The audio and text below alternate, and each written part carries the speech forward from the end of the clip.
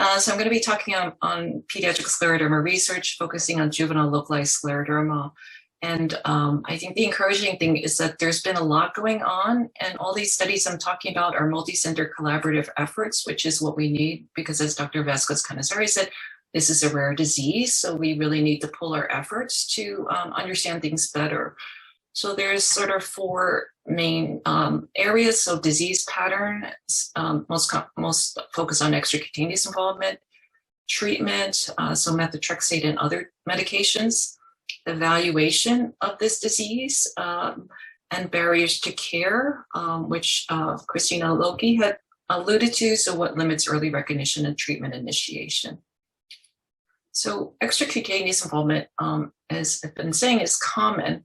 And so it's more common than initially reported. So the initial study that Dr. Vasquez alluded to said that it was a 22% frequency, and this was based on an international retrospective study. So retrospective means that you sort of go and look at the charts, whereas prospective means you decide you're going to study this and you start collecting data going forward. And so that prospective tends to be thought of as more accurate because retrospective, it depends upon what somebody charted, and there might have been something present, but it wasn't recorded, so you wouldn't know it, okay?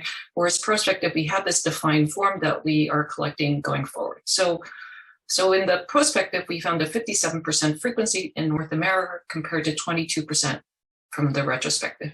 And if we compare these two studies, this is the international retrospective, the frequency for most of these organ problems were the same. What was different was musculoskeletal, which was the most common for both. So in the prospective, it was a 50% frequency of that, whereas in the retrospective, it was 12%. And if we look at this more closely, this is the international, this is the North American prospective. The North American prospective scored many different problems: arthritis, arthralgia, limitations, muscle spasm, etc., whereas the international only scored arthritis. So they didn't score any muscle problem or any bone problem. And if you look at these frequency, 24%, 31%, that could easily count for the difference in frequency of musculoskeletal problem. So I think that 50% frequency is much more accurate than the 22% frequency. And in other studies, extracutaneous involvement has been associated with poor outcome. So this is just a schematic from two studies. This LOCA study, which had 86 patients that were followed for 6 months, and 49 or 57% had extracutaneous involvement. And this other prospective study followed 44 patients that were beginning treatment with methotrexate for 1 year, and 33 or 75% had extracutaneous involvement. And so for both studies, they found that there was more damage. In the methotrexate study, they found there was no difference at baseline, but after 1 year, those with extracutaneous involvement had more damage, higher damage scores. There was also more extensive skin disease, so not just extracutaneous, but the skin itself. And so in the methotrexate study, more sites were affected. There was also a longer persistence of disease activity for both studies. And so in the LOCA study, this was associated with more and longer treatment. In the methotrexate study, it was associated with a higher frequency of failing methotrexate treatment. So all the patients that failed methotrexate, which was like 22%, had extracutaneous involvement. And treatment of localized scleroderma has really improved with methotrexate. So this is just showing you, this is really a retrospective or just reviewing cases. So looking at times before methotrexate was widely used to when methotrexate was used. So the frequency of impaired function, was a minimum of 39%, likely higher, because again, when you're doing retrospective, not everyone might say something. Whereas the current studies, it's 27%. And surgeries of people who were seen in orthopedic clinics was 41% before methotrexate and has fallen to like 14%. So meaning that even though we're having impairment, it's a lower severity because fewer of those patients are going for surgery. So how effective is methotrexate? So in a randomized clinical trial that was done a while back in 2011, compared to placebo, it was definitely more effective. So 67% efficacy with methotrexate, placebo, 29% of the patients improved. In that pilot CTP study, which was using methotrexate-based standardized regimens, which we call consensus treatment plans, so CTP. It was the same, 66% response rate. These two studies differed in the dosing of the methotrexate and use of corticosteroids, but you see that it's overall quite, it's the same. And, of course, we want to know how long should we treat? So in a longer follow-up of those patients that began methotrexate, we find that longer methotrexate treatment is associated with more patients improving. So this is showing after 1 year, 2 years, and 3 years of methotrexate treatment. So the patients, all with inactive disease are in dark blue. And this we defined as having a physician activity assessment of 0, so none. So you see that it went from about 50% after 1 year to about over 70% after 2 years, on over 80% after 3 years. And then similarly, the percent of patients that achieve remission, which means that they have inactive disease, so no activity, plus they're tapering off or are already off methotrexate. You see that that was very little. There was one patient after 1 year, but after 2 years, it's over 20%.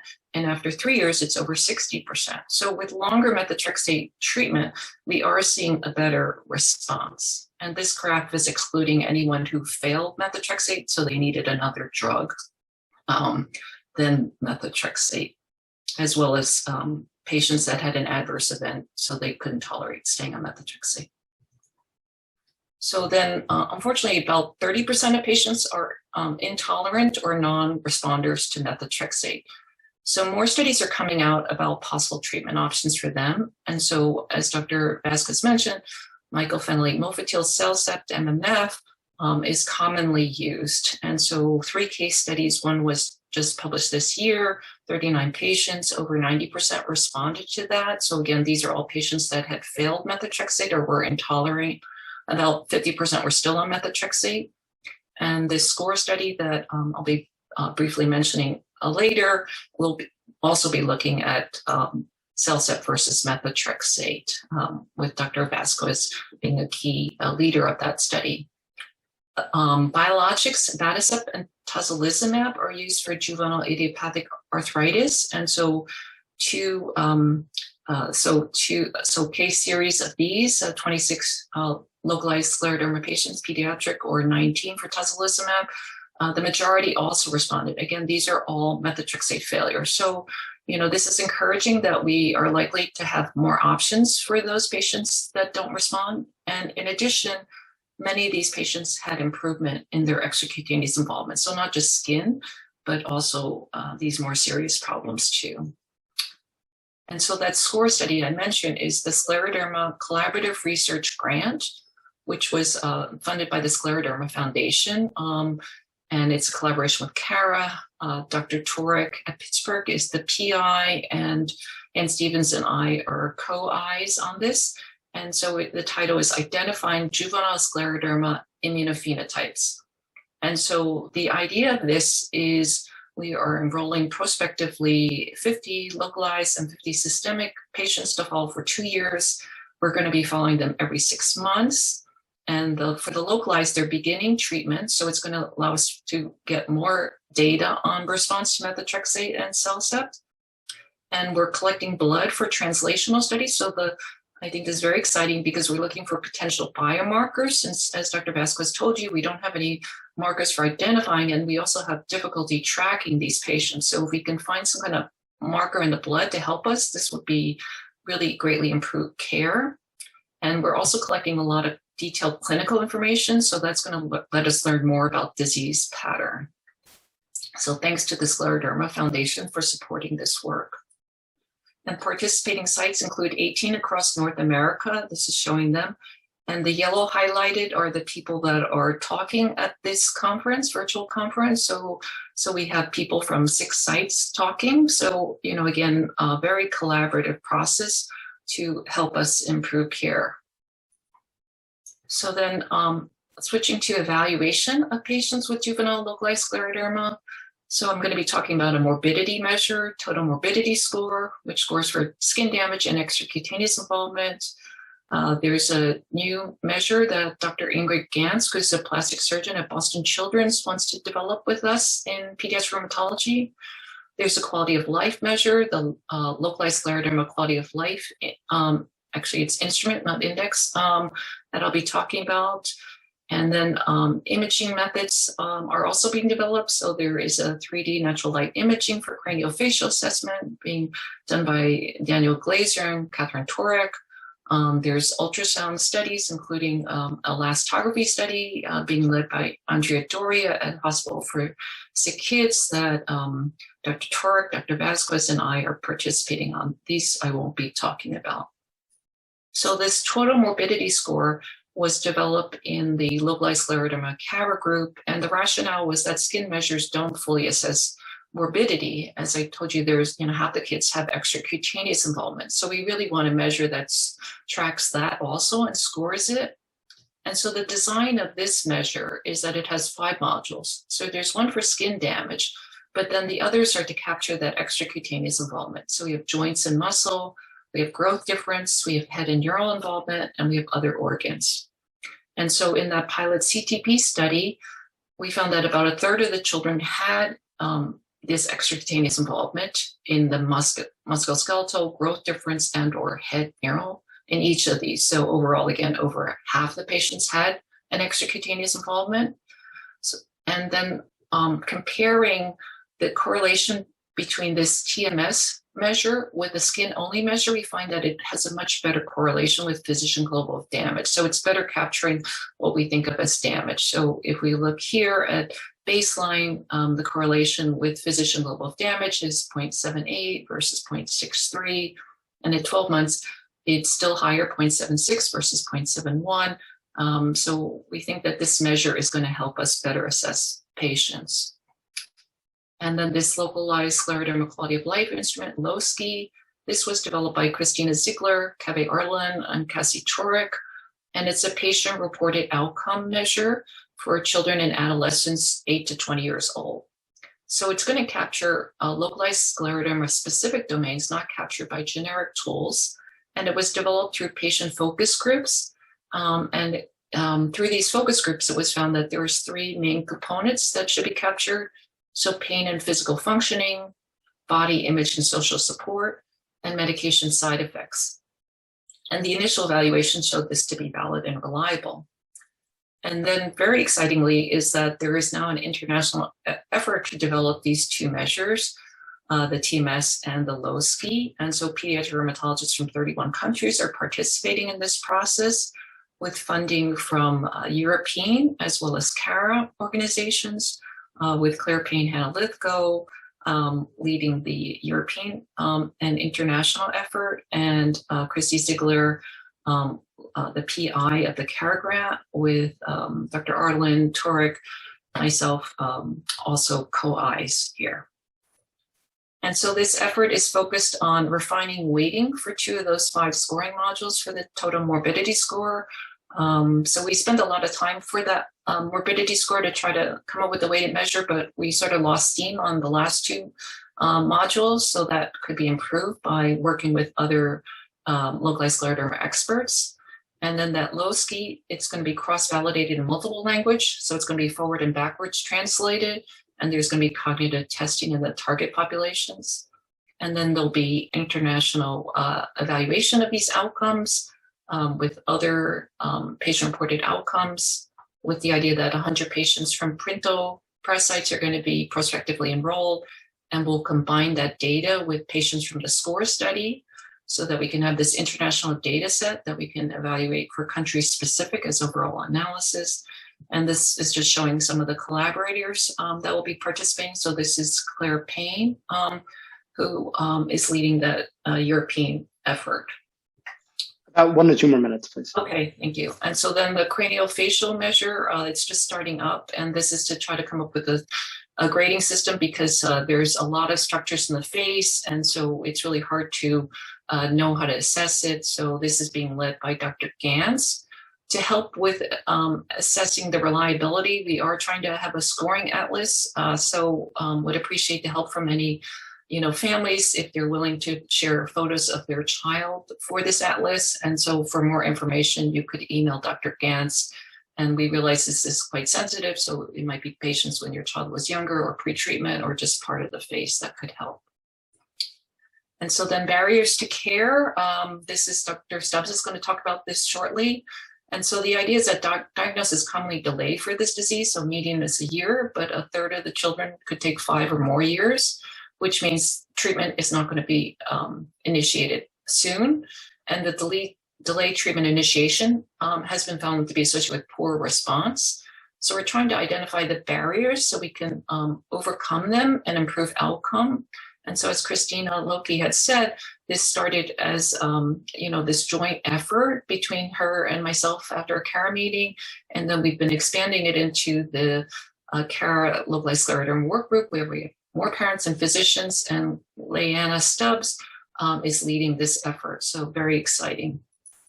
So I want to thank all the patients' families who helped make these studies possible, and the different researchers who made this, as well as our funding sources, Arthritis Foundation-CARRA and Scleroderma Foundation. And thank you for your attention. So I'll just end this.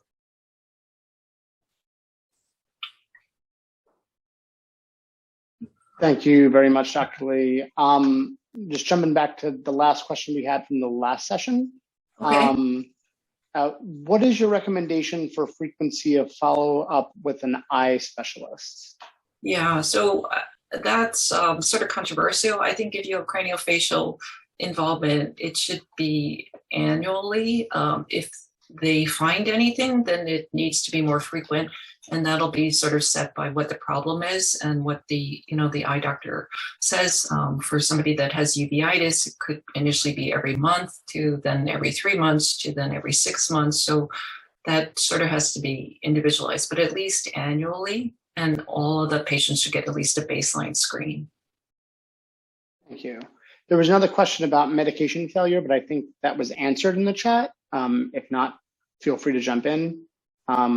So I'd say we can open it up for verbal questions, and I know Scott's going to try to pull us back right at 1 o'clock. Okay.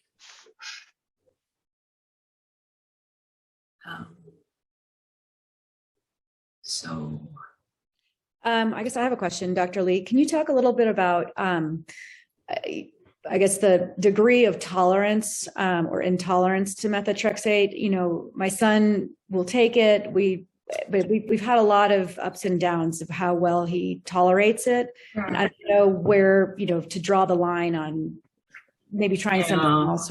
So I think, methotrexate among all our pediatric drugs is one of the ones that has sort of this conditioned aversion, like that's described worldwide. Okay, and some people hate the color yellow following use of methotrexate because they just are associating it with. So I think if it's, if it's impairing their function, where they're wiped out, they really can't do things, and that's lasting more than a day, then I think that's really hard. I think for some families, even a day is hard, but they try to time it so it's the weekend, so it's like their down day. Okay. Sometimes trying to, use other medications for handling nausea, if that's an issue. Sometimes splitting the dose can help with the methotrexate, so you're getting less in your system at one time. That, especially for oral, we do. Sometimes taking folic acid all the day before can help. So it sort of depends on the problem. I think teens tend to have it worse than younger kids, but it really is a range. And if you're starting out on the methotrexate, it's really important to let your rheumatologist know about any problems, because you sort of want to nip it in the bud, because, as I've said, the treatment goes on for years. So, you try to avoid having a big problem that then is going to lead you to change. But that's why CellCept is very useful, mycophenolate mofetil, that a number of patients will switch to that, and they're so much happier on that than the methotrexate because of all the problems they're having. Okay, yeah, thank you.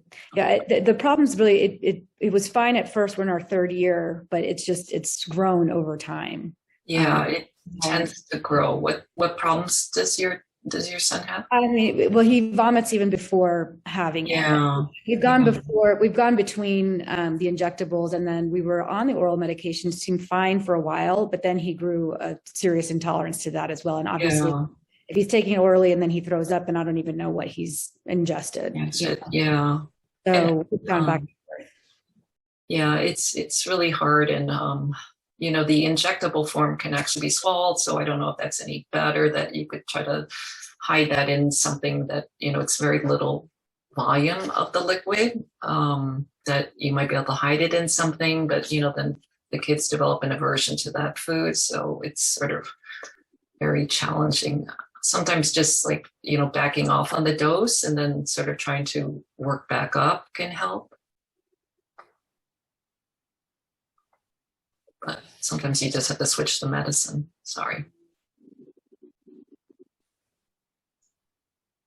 I have a question. Sure.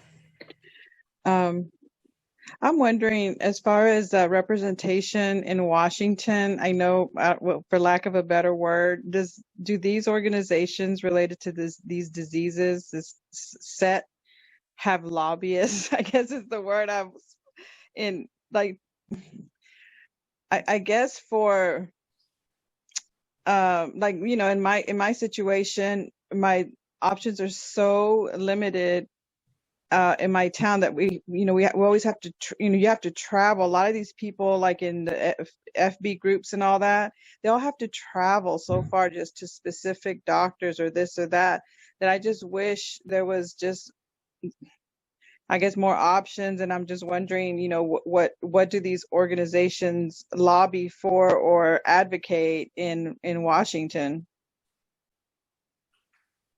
I think that Christina and Carrie could probably answer that better than I can. I think, Carrie, you're muted. But I mean, I'll start by saying we're lobbying for all the things right now. And you should follow up with me. I'll bring you in. CC, send me a DM of your email and I'll bring you into the fold and we'll continue the conversation. Okay. But I go to Washington every year and sometimes we do virtual visits. I can't tell you what the legislative agenda is right now. Sometimes it's broad strokes, sometimes it's finer ones. I can tell you that regarding traveling, we're talking a lot about access to telemedicine. Okay. You know, so that's absolutely on the radar. We're also talking about larger grants from the CDC, from federal government, from NIH to try to support all the different efforts of scleroderma funding and research. But I'll let Carrie take it away. Maybe you have other things to add. No, that was perfect. Sorry, I'm muting on different angles here on my computer. No, I would just echo what you said, Christina. And again, any families here that would like to be in partnership with our efforts, please reach out. You know, it's in power that we can make change, and change is occurring. We're on that road. So again, please get involved and reach out. We'd love to have you.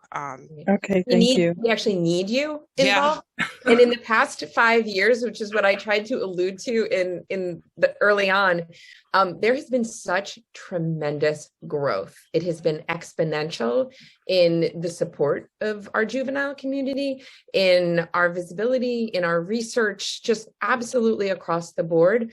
But we absolutely must have a seat at, conversation at the table. So send your emails in, let us know, reach out. And I see we're about to end, but absolutely, please reach out and we'll continue the conversation. Okay, will do. Thank you.